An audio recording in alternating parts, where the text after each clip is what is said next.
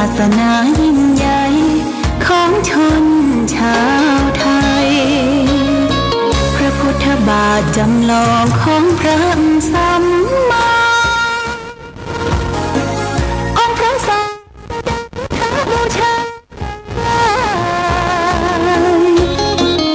องค์พระเจ้าฟ้าผู้ดมศิลป์ผู้สร้างสรรค์มานานไกล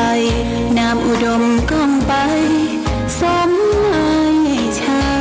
ยาก่อนเป็นวัดร้างโบราณสืบสาน2524พระมหาราชครูเกษรา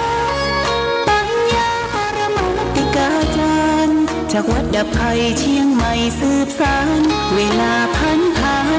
131 ปีนานไกล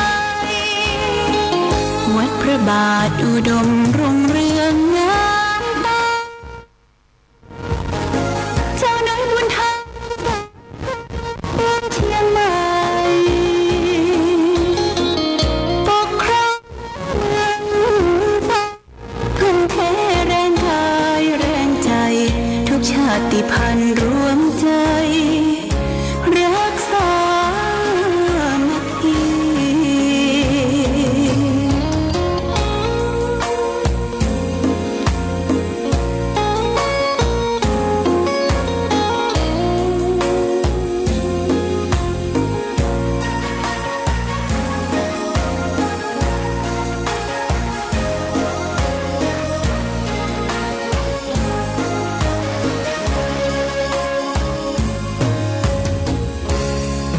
ก่อนเป็นวัดร้างโบราณ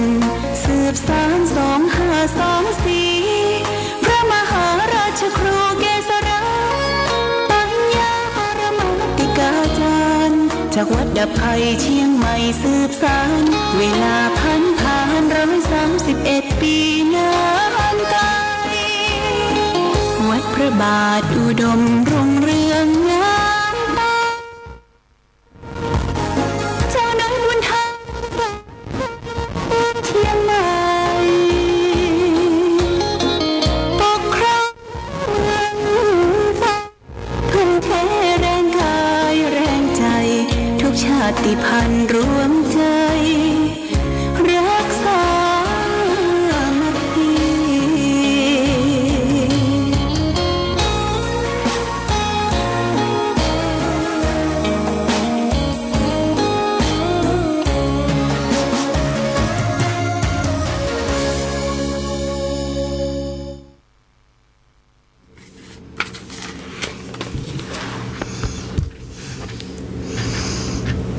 เจริญสุขศรัทธาสาธุชนญาติโยมท่านพุทธบริษัททั้งหลายวันนี้รายการธรรมะประทีปส่องต่างก็ได้มาพบปะกับพ่อแม่พี่น้องศรัทธาสาธุชนญาติโยมแห่งครั้งหนึ่งวันนี้เป็นวันเสาร์ที่12เดือนกรกฎาคมพุทธศักราช2568จุราย2025ตรงกับเดือน8ใต้เดือน10เหนือแรม2ค่ำปีมะเสงงูเล็กวันนี้ตอนเช้านี้ทางอำเภอฝางก็ฝนตกญาติโยมนะฝนตกตั้งแต่เมื่อคืนมาทำให้อากาศเย็นสบายแต่บัดสะดวกแก่การเดินทางไปหั่นไปนี่ก็ต้องระมัดระวังเบี่ยงพื้นที่ถนนพื้นฉึแฉะญาติโยมขี่รถขี่ลางจะไปเฝ้าจะไปฟังมีสติรู้อยู่ว่าฟ้าฝนตกลงมาก็ต้องระมัดระวังบ่จำเป็นก็บ่ต้องออกบ้านไปที่ไหนก็อาศัย ของที่มีกินมีใจในบ้านของเฮาเช่นในตู้เย็นมีอะไรอย่างก็ออกมาต้มมาแกงนะญาติโยม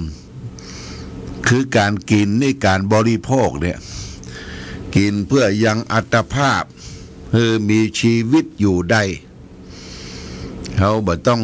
ไปกินอย่างดีๆลำๆเพราะว่าอากาศฟ้าฝนบ่อำนวยนี่ก็ต้องช่วยตัวเองญาติโยมช่วยตัวเองวัดบางวัด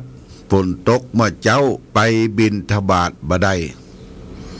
หลวงพ่อก็บอกว่าข้าวสารที่ญาติโยมได้มากินมาทานก็เอาใส่หม้อแล้วก็เสียบปลั๊กไว้แล้วก็มีไข่มีหยังมีของแห้งมีบะมีอย่างก็เอามาต้มนะบ่ต้องไปเดือดร้อนกังวลเรื่องการกินพอให้มันผ่านพ้นไปเป็นวันอันนี้ก็แจ้งญาติโยมท่านสาธุชนทั้งหลายรับทราบวันนี้วันเสาร์เนี่ยญาติโยมเป็นวันเสาร์ทุกเสาร์นั่นทางวัดพระพุทธบาทอุดมก็จะมีการปฏิบัติธรรมประจำวันเสาร์ทางแม่ครัวก็เตรียมสำรับกับข้าวอาหารกลางวันไว้พร้อมซับเชิญชวนเด้อญาติโยมไผว่างมาได้นะไผว่างมาได้หรือจะให้ลูกหลานได้เอารถเอาอย่างมาส่งสถานที่ปฏิบัติธรรมเฮาก็บนวิหารพระเจ้าระแข่งบนวิหารพระเจ้าระแข่งก็มีผ้าก๊อบผ้านั่งสร้างความสะดวกวันนี้หลวงพ่ออยู่วัดก็จะได้นำไหว้พระสวดมนต์แปรคือแก่ศรัทธาญาติโยมนั่งเจริญสมาธิภาวนาเชิญชวนเนอะวันนี้วันเสาร์ผู้ปฏิบัติธรรมประจำวันเสาร์มาก็มาได้ถ้ามาบัลลายนี่ของกินมันจะเหลือนะญาติโยมทางแม่ครัวก็เตรียมสำรับกับข้าวไว้แต่ให้มันพอเพียงหลังจากที่พระสงฆ์องค์เดนรับอาหารกลางวันแล้วเขาก็รับต่อกินต่อกันอันนี้เชิญชวนนะทุกวันเสาร์ญาติโยมเขามาประพฤติปฏิบัติธรรมกันที่สำนักปฏิบัติธรรมประจำจังหวัดเชียงใหม่วัดพระพุทธบาทอุดมแหล่งที่21นะของจังหวัดเชียงใหม่ก็ขอเชิญชวนญาติโยมท่านสาธุชนได้มาร่วมกันขึ้นวัดปฏิบัติธรรมวันนี้ได้มาพบกันก็จะนำสารธรรมธรรมะนำมาฝากคือแก่ญาติโยมท่านสาธุชนทั้งหลายวันนี้จะเอาเรื่องของพุทธภาษิตที่พระพุทธเจ้าได้แสดงไว้ในพระไตรปิฎกเอามาสาธยายให้ท่านทั้งหลายได้ยินได้ฟังเพื่อจะได้น้อมนำไปประพฤติปฏิบัติในชีวิตประจำวันของเฮาวันนี้จะเอาเรื่องของกิเลสนะเรื่องหมวดกิเลสญาติโยมหมวดกิเลสนั่นก็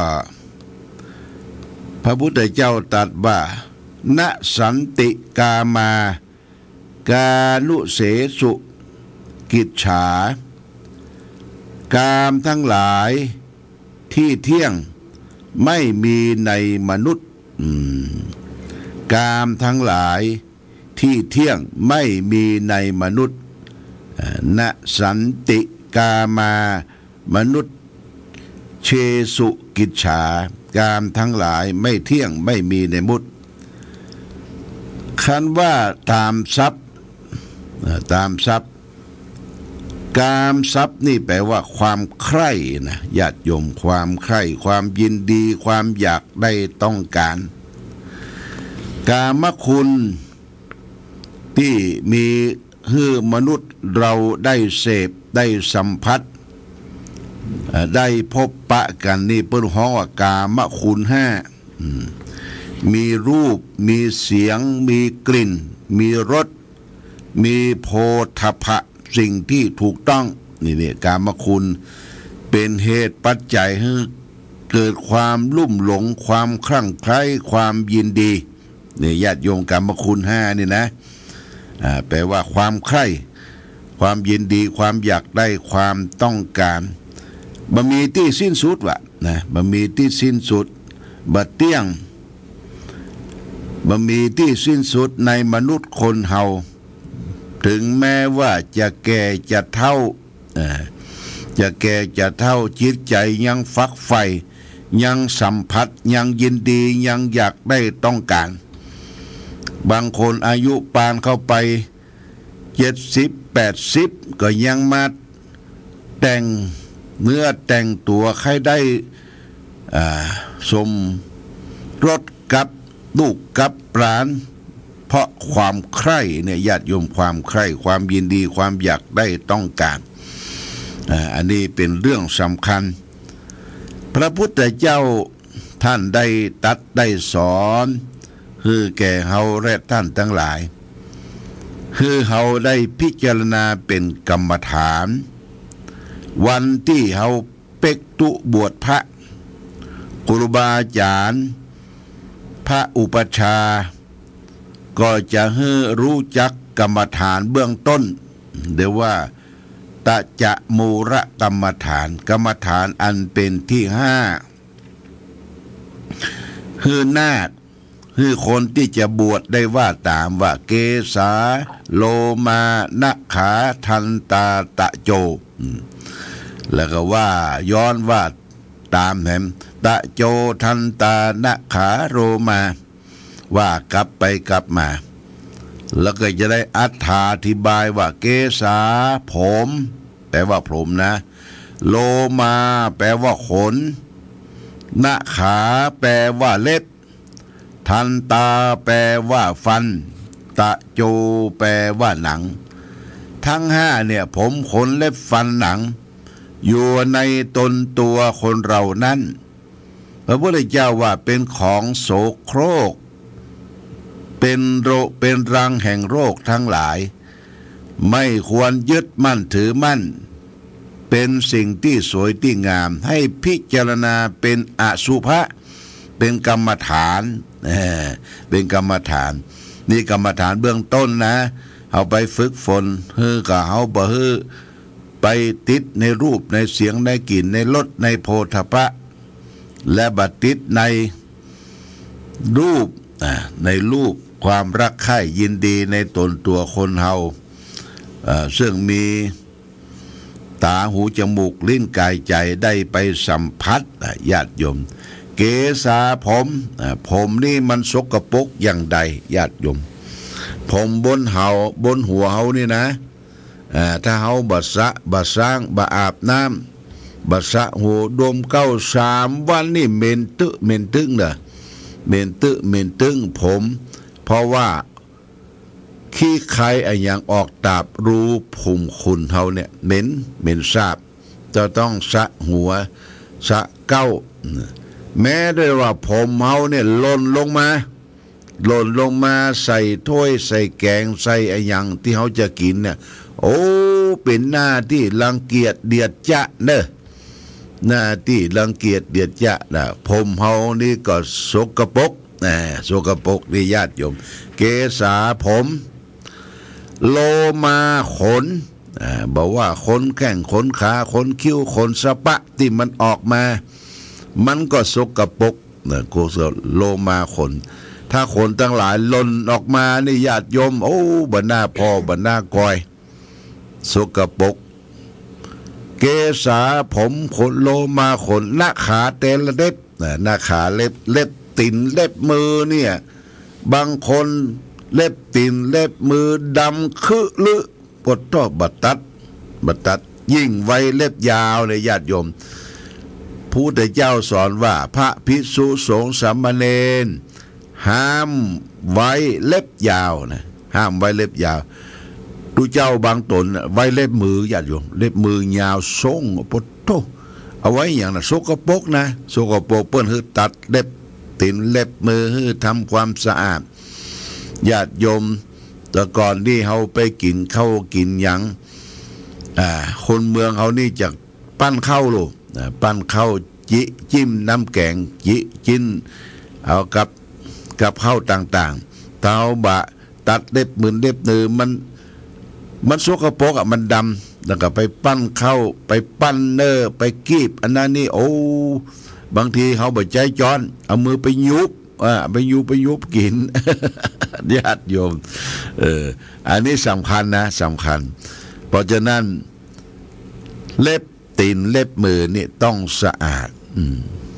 ผู้หญิงนี่โอ้บางทีไปทำเล็บญาติโยมทำเล็บทำอย่างสะอาดสะอ้านทำเล็บต้องเสี่ยงสตางค์ก็โอ้เสี่ยงไปทำเล็บทำอย่างให้มันสะอาดสะอ้านเท้าบระมัดระวังนี่ขี้อย่างสกปรกไปอยู่ในเล็บดำคือเลอะอัดโธ่โอ้ยิ่งเอาไปกินเข้าไปยุบนั่นยุบนี่กินฟุบฟับเนี่ยมันบะอะไรอร่อยเนี่ยญาติโยมแล้วก็การกินข้าวก็เหมือนกันเปิ้นใจจ้อนนะจ้อนไผ่จ้อนมันญาติโยมแล้วก็มีจ้อนกลางถ้ากินข้าวเจ้าข้าวหุงเนี่ยเปิ้นเอาจ้อนกลางเนี่ยไปตักอาหารภาชนะในที่เฮาตั้งโต๊ะไว้แล้วก็มาใส่ในชามของเฮาแล้วก็เอาปิกจ้อนกลางไปไว้ที่ถ้วยตั้งกลางภาชนะที่ใส่สำหรับกับข้าวแฮมบ่ใช่ว่าใจตอนกลางบ่ย่างบางคนนี่หลวงพ่อไปสังเกตนะใจจ้อนกลางบ่ย่างเอาจ้อนกลางไปตักอาหารแล้วมาหีบวะปดโตหีบเสร็จเรียบร้อยแล้วก็เอาไปใส่ไว้ตรงตั้งเก่าโอดโตใจจ้อนกลางบ่ย่างเนี่ยเป็นที่น่ารังเกียจเดียดจะนี่สำคัญนะสำคัญญาติโยมใจช้อนกลางล้างมืออันนี้เป็นว่ามันมีความสะอาดสะอ้านนะสะอาดสะอ้านใช้ช้อนกลางล้างมือกินร้อนนอนอุ่นหุ่นบะเกียวนี่ฝากไว้อันนี้การกินข้าวกินอย่างต้องระมัดระวังพระพุทธเจ้าสอนเรื่องการฉันอย่าไปฉันจุบอย่าไปฉันจับอย่าไปฉันเลียมือฉันแล้วจะไปเลียลิ้นฝีปากในกายบริหารเนี่ยทุกเจ้าประสงค์ได้พึงพืชปฏิบัติอย่าไปโยนคำเข้าปากเนี่ยญาติโยมเวลาคำเข้าอยู่ในปากอย่าไปพูดอย่าไปอู้คำเข้ามันจะแสดงออกมาเป็นที่รังเกียจเดียดจะแก่คนอื่นเนี่ยเปิ้นสอนพระพุทธเจ้านี่เป็นลูกกษัตริย์ลูกกษัตริย์อยู่ในกรุงกบิลพัสดุเปิ้นเอากฎระเบียบของในวังมาใช้ปกครองดูแลพระสงฆ์องค์เนรเป็นที่ระเบียบเรียบร้อยเพราะฉะนั้นกรรมฐานเบื้องต้นเนี่ยเปิ้นสอนรังเกียจเดียดจะว่าเกษาผมโลมาขนหน้าขาเล็บนี่จะไปมันสกปรกทันตาฟันเนี่ยต้องแปรงฟันญาติโยมถ้าบ่แปรงฟันกินปากกินอย่างเขี้ยวเหลืองเอื้อเจื้อเนี่ยอาโลเขี้ยวขี้ไข่ขี้เขี้ยวปุอีนะโอ้บ่แปรงฟันน่ะแปรงฟันใส่ไอ้นี่ใส่ยาสีฟันก็ต้องสังเกตตรวจตาดูยาสีฟันอันใดควรใช้ที่มีประโยชน์ใจแล้วฟันทนไฟฟันมั่นเนี่ยเขาก็ใจอันนั้นตลอดนะอย่าไปเปลี่ยนแปลงแต่ก่อนเขามียาสีฟันเปิ้นเอาถ่านมีมาตุบแล้วก็เอาเกลือเข้าโรยแล้วก็เอามือเข้าแตะถูก็ยังใจได้ไม้สีฟันนี่ญาติโยมในสมัยครั้งพุทธกาลเป็นไม้จริงๆหลวงพ่อได้ไปที่ประเทศอินเดียเปิ้นจะขายไม้สีฟันเนี่ยเป็นมัดนะขายอย่างไม้คอยนี่นะไม้คอยแล้วมัดเปิ้นขายเป็นมัดไม้ดิบเนี่ยเป็นมัดเปิ้นตัดสักคืบเนี่ยเอาไปซื้อเสร็จแล้วก็เปิ้นเอามาคบหัวมันปุระบอดเอาสีฟันเป็นพวกโจ๊ะโฟเลยเป็นไม้อย่างเป็นว่าเป็นไม้สีฟันและเขี้ยวของคนอินเดียก็เขี้ยวทนเขี้ยวขาว เปิ้นใจไม้สีฟันแตะไม้สีฟันแตะอันนี้ก็ไม้สีฟันนี่มันสกปรกนะญาติโยมมันกินอาหารเราจะต้องแปรงฟัน2 เวลาเช้าตื่นขึ้นมาต้องล้างหน้าแปรงฟันค่ำมาจะเข้านอนเศษอาหารที่มันติดซอกซอนอยู่ในฟันเนี่ยมันจะไปเน่ามันจะทำให้ไปรากฟันเหงือกเสียต้องแปรงฟันบ้วนปากแล้วก็เข้าไปนอนแน่แปรงฟันวันละ2 เวลาตะโจหนังตะโจหนังสุดท้ายเนี่ยเป็นกรรมฐานหนังของเฮาเนี่ยหนังกำผ้าหนังหุ้มห่อหนังทั้งหลายทั้งปวงเนี่ยมันเป็นทรงสกปรกจะต้องชำระสะสางอาบน้ำสะสางล้างซ้วยถ้าบ่สะสางล้างซ้วยบ่อาบน้ำเนี่ยกินตัวเนอะพุทโธกินตัวออกไปถูกผ้าซ้ำซับเหงื่อซับอย่างเนี่ยกินผ้ากินตัวเหม็นญาติโยมเหม็นเพราะฉะนั้นเกสาโลมานะขาทันตาเกสาผมโลมาขนนะขาเล็บทันตาฟันตะโจหนัง5 ประการเนี่ยเป็นกรรมฐานให้เราพิจารณาเป็นอสุภะเป็นของไม่ดีไม่งามเป็นของน่าเกลียดโสโครกเป็นรังแห่งโรคทั้งหลายมนุษย์คนเฮาเนี่ยเกิดมาเนี่ยมันเป็นสิ่งสกปรกนะญาติโยมสุมาเตอร์ขับถ่ายเป็นน้ำขับถ่ายเป็นอุจจาระมาเหม็นในต้องในไส้เหม็นสกปรกยิ่งเฮาแก่ตัวถ้าเหม็นกินตัวเองนะเหม็นกินตัวเองเหม็นกินสาบสางเหม็นกินเยี่ยวไอ้อย่างสปะนี่มันมาจะต้องปฏิบัติปัดโปให้ดีเป็นที่เราจะต้องพิจารณาเป็นอสุภกรรมฐาน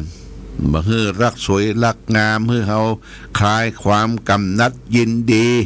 ไม่ต้องไปไปหลอกไปอวดคนอื่นเขาไปเคลือบไปแต่งหน้าทาตาแป่งใส่ลิปใส่ยังอาชาโดซาเดอร์ไปอวดเปิ้นยิ้มเปิ้นที่จริงมันเป็นของบูดของโคโซโครกของตั้งหลายลองอาบน้ำสัก3 วันน่ะอย่างนางงามก็ดีที่เปิ้นว่าสวยสดรสงามนี่นะอาบน้ำสัก3 วันเสร็จวันนี่บัดหน้าพอบัดหน้าก่อยอันนี้พิจารณาเป็นอสุภกรรมฐานเด้อฝากไว้แก่ญาติโยมท่านสาธุชนทั้งหลายเอาละวันนี้รายการธรรมะประทีปส่องต่างได้มาพบญาติโยมท่านสาธุชนทั้งหลายก็พอสมควรแก่กาลเวลาเดี๋ยว9 โมงก็ขึ้นมาเด้อมาปะกันในการทำวัดในวันเสาร์ทุกวันเสาร์9 โมงเป็นต้นไปถึง11 โมงครึ่งแล้วก็จะได้ร่วมกันประพฤติปฏิบัติธรรมโอกาสนี้ก็ขออำนวยอวยใจให้แก่ศรัทธาญาติโยมท่านสาธุชนท่านผู้ฟังทั้งหลายจงได้มีความสุขความเจริญความรุ่งเรืองความวัฒนาถาวรสมดังปอน4 ประการคือมีอายุวันนะสุขภาระมีปฏิภาณทะนสารสมบัติธรรมสารสมบัติทุกทิวาราตีการเหมือนกันทุกรูปทุกท่านทุกคนโดยเทิน